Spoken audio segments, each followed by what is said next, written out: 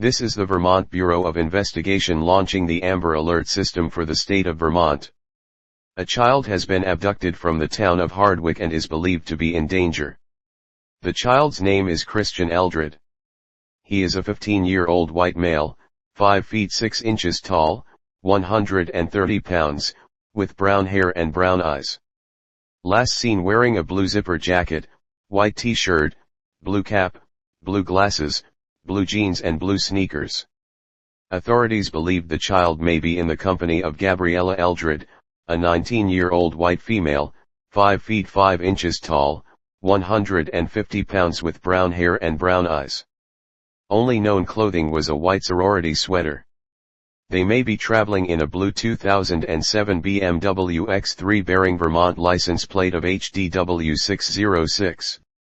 If seen, call 911.